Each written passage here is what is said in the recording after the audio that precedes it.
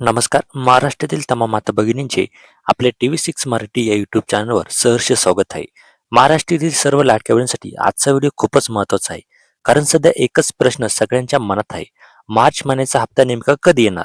कारण जानेवारी आणि फेब्रुवारीचे पैसे अनेकांच्या खात्यामध्ये इथे जमा झालेले आहेत आणि आता एप्रिल महिन्यात सुरू देखील झालेला आहे. आजची 4 तारीख आहे, तरी मार्चचा जो हप्ता आहे याबाबत कुठलाही निर्णय जो आहे ना तो इथे झालेला नाही. तर सर्वात आधी महत्त्वाची अपडेट बघा.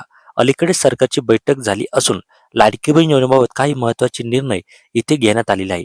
ज्या महिलांची ई-के-वाय-सी दुरुस्ती बाकी आहे, त्यांना आता 30 एप्रिलपर्यंत इथे मुदतवाढ देण्यात आलेली आहे.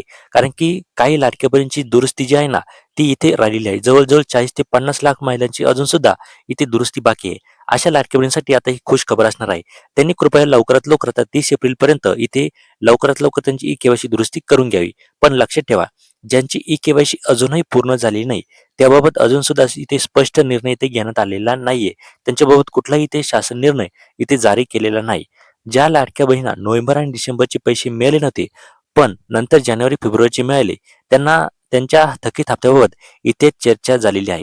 पण अजूनही फायनल निर्णय इथे झालेला नाही. निर्णय झाल्यानंतर स्वतंत्र जी-आर आणि अधिकृत घोषणा इथे येणारच आहे. त्यानंतर जे पैसे आहे ना, ते तुमच्या अकाउंटवर इथे जमा होणार आहे. आता सर्वात महत्त्वाचा मुद्दा म्हणजे मार्चचा हप्ता. बघा, सोशल मीडियावर अनेक तारखा फिरत आहेत, पण खरी गोष्ट काय आहे ते समजून घ्या. एक हप्ता आला की लगेच दुसरा जो हप्ता आहे ना, तो हप्ता येणार नाहीये.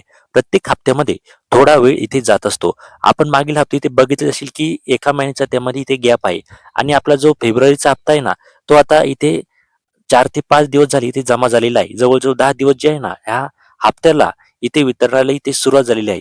परंतु आता त्यानंतर लगेच जर मार्चचा हप्ता जर म्हणाल, तर ते आता तरी इथे शक्य नाही. त्यामध्ये साधारण प्रक्रिया अशी असते. सगळ्यात पहिले ते जी-आर निघतो, शासनाचा जी-आर निघतो. त्यानंतर अधिकृत घोषणा होतात आणि त्यानंतर जे पैसे आहे ना, त्यानंतर जी-आर निघाल्यानंतर 2 ते 3 दिवसानंतर जे पैसे आहे, हे अकाउंटवर इथे जमा होण्यास सुरुवात होते. ही संपूर्ण प्रक्रिया होण्यासाठी किमान 7 ते 8 दिवसांचा जो कालावधी असतो ना, तो इथे लागतो आणि सध्या मार्च एंडिंगमुळे सर्व सरकारी विभाग आर्थिक कामांमध्ये ते व्यस्त असतात. म्हणून या आठवड्यात मार्च हप्ता येण्याची शक्यता इथे खूपच कमी आहे.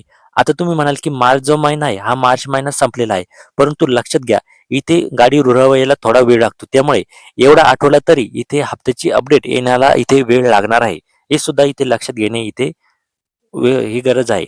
मग हप्ता नेमका कधी येणार आहे? पहिल्या आठवड्यात नाही, दुसऱ्या आठवड्यानंतर इथे अपडेट येण्याची शक्यता आहे. सध्या तरी कोणतीही कन्फर्म डेट इथे जाहीर झाली नाही. सरकारकडून कुठलाही जी-आर जो आहे ना, तो इथे प्रसिद्ध झालेला नाहीये. तुम्ही जेव्हा जी-आर निघेल, तेव्हाच तुम्ही इथे कोणत्याही गोष्टीवर इथे विश्वास ठेवत जा. जी-आर जर नाही निघाला, तर कुठल्याही प्रकारचे जे पैसे आहे ना, ते इथे जमा होत नसतात. अजून एक महत्त्वाची गोष्ट, काही व्हिडिओमध्ये सांगितले जाते की मार्च आणि एप्रिलचे पैसे एकत्र येतील. पण सध्या तरी याबाबत कोणतीही अधिकृत जी आहे ना, ही माहिती नाही. त्यामुळे सर्व लाडक्या बहिणींना काय करायचं आहे? थोडी संयम ठेवायची आहे. फक्त अधिकृत वेब अपडेटवर तुम्हाला विश्वास ठेवायचा आहे आणि ई-के-वाय-सी असेल, तर लगेच इथे पूर्ण करून घ्यायची आहे. जर तुमची ई-के-वाय-सी इथे अजून सुद्धा दुरुस्ती केलेली नसेल, तर ती दुरुस्ती लगेच करून घ्या. मार्च हप्ता इथे येणारच आहे, पण थोडा उशीर इथे लागू शकतो आणि ज्या लाडक्या बहिणी अजून सुद्धा इथे दुरुस्ती केली नसेल, त्या लाडक्या बहिणींना विनंती आहे की 30 एप्रिलपर्यंत आता आपल्याला तारीख भेटलेली आहे. त्यामुळे तुम्ही दुरुस्ती करून घ्या आणि त्यानंतर तुम्हाला जे हप्ते ना, हे सर्व हप्ते तुमच्या अकाउंटवर इथे जमा होणार आहे आणि नोव्हेंबर, डिसेंबर, जानेवारी, फेब्रुवारी हे 4 हप्ते सुद्धा इथे तुमच्या अकाउंटवर इथे जमा होऊ शकतात. परंतु याबाबत अजून कुठलाही शासन निर्णय इथे निघालेला नाहीये. हे सुद्धा इथे लक्षात घेणं इथे गरजेचे आहे आणि जर तुम्ही